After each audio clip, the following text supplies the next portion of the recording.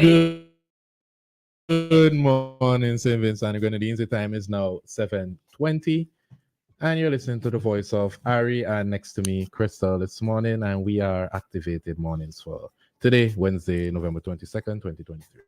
Come to here. Good morning. Where's the energy, man? Where's the energy? I see your shoulder pain, eh, boy. Oh, the shoulder hurting here. Mm-hmm.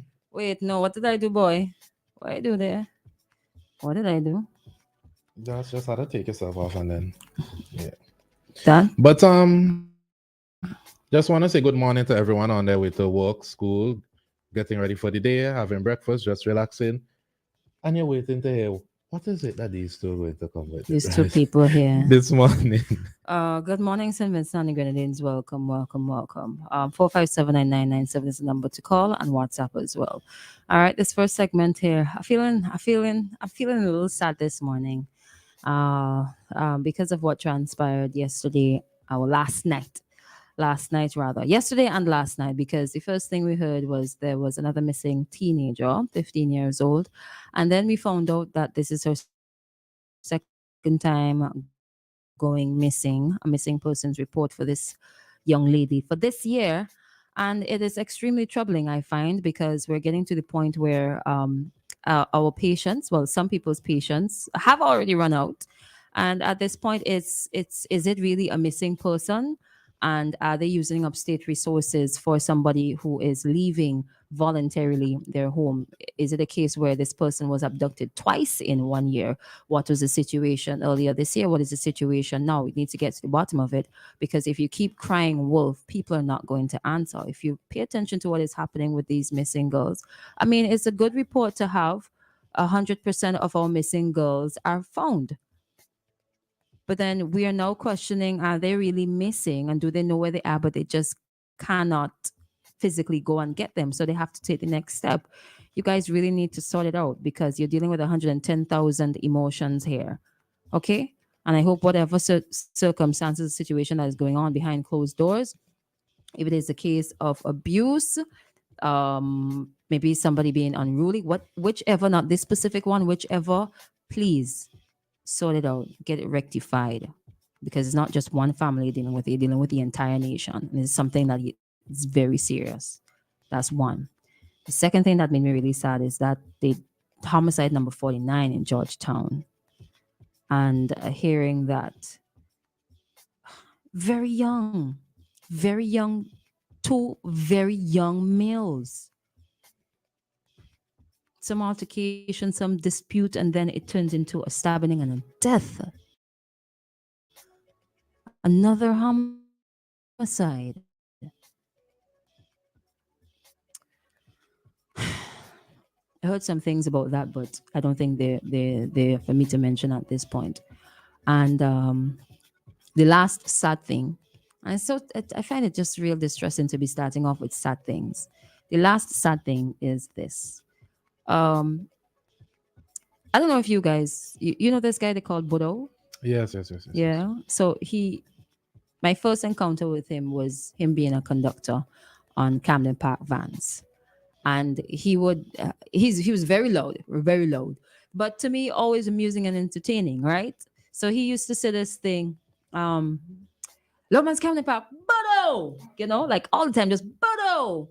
Mm-hmm. He he he passed away last night, and was an accident at work. He fell at work from a height. I'm not sure how high, and succumbed to his injuries at the Milton Kittu Memorial Hospital. Um, I know I missed him. Most times you would hear him before you see him, and he's a very tiny person. You'd hear him before you see him, and I missed him for a while. But I didn't inquire. I was like, "Where is he?" Like, oh, he's not working. He's not conducting anymore. That's fine. But what is sad about this story is that he made an attempt to like level up, to like do better for himself and clean up himself, because I don't know if people remember, but he actually got in trouble with the law some time ago. And it is always a good thing when people try to turn around their lives. But what's heartbreaking, like I said, is he passed away before he even got to reap the benefits of turning his life around per se. And from the clips that I've been seeing on social media, he was always like the life of the party, like always really energetic, always entertaining people. Condolences to his family, friends, colleagues, everybody. I mean, a lot of people who travel the Camden Park route would know him.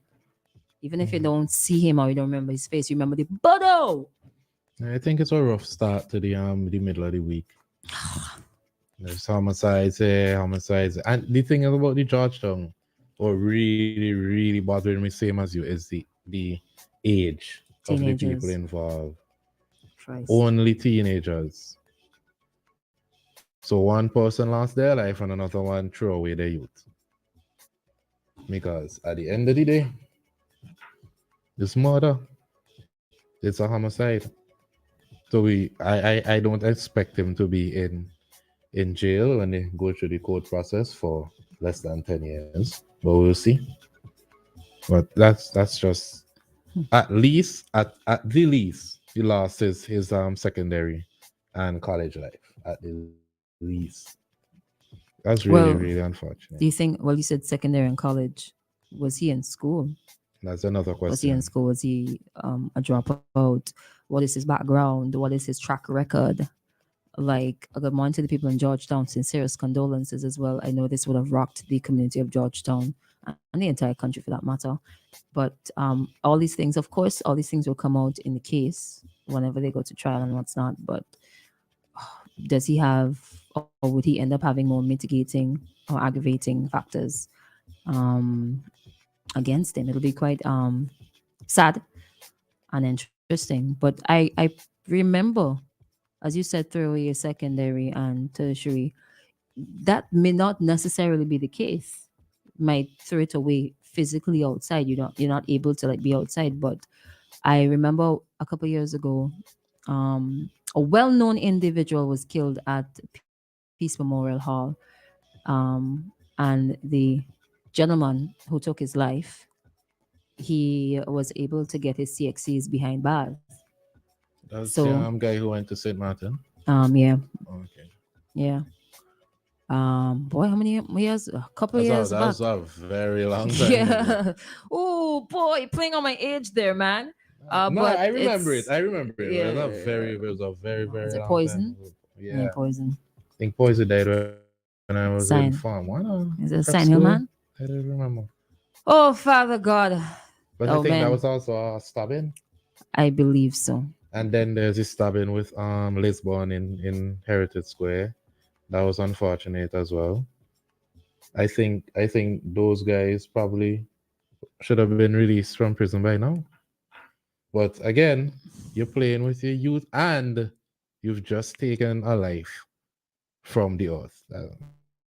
That's very, very. Mm. But hey, You saw the no audio clip, right? yeah. Oh, okay. Here we Sorry. go. All right. So I just want to offer condolences to the friends and family of Bodo. That was a very unfortunate situation hearing that. That was shocking. Yeah. It's really shocking. Yeah. Hearing that, it was because how likely is it for someone to fall off a building in St. Vincent and die? You know, that's not something Quite likely. Yeah, but that's not something common. Let me not say It's likely. not common Yeah. for people to fall off, but people have died at work on the job already. I remember in Georgetown when the wall fell, there was a death with that. Was it one death or two? On the leeward side as well, somebody had fallen off of a roof and succumbed to his injuries. We've had people falling off of trucks and succumbing to their injuries too. It'll be interesting to know the what comes out of this investigation, and who will be at fault, because there are three possibilities.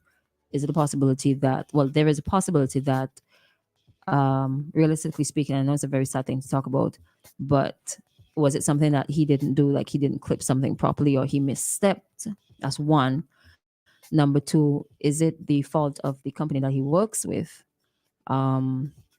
They didn't provide something for him, or whatever they provided was faulty, or inadequate training, or whatever it was. Something wasn't clipped in, somebody didn't do something. They obviously have to properly investigate it. And number three, the location that he was working at, was it checked out and ensure that it was absolutely safe for people to be there. Those are three possibilities. Whichever. I think I'm told that he has children. I'm not sure. It's really painful if he's leaving behind children and people he's taking care of. That's very painful. But hopefully this will cause a reason to improve the safety measures at the company that he fell off the building for. And please, it's Christmas season. Please settle your differences amicably. There's no reason why persons should be losing their lives in this season, period, and even in general. Please find a way to settle your matters amicably. Coming up next, we have Traffic Talk and Sion Marshall, and we'll be back. And what we're going to talk about is, are we ready for LGBTQ laws here in St. Vincent and the Grenadines?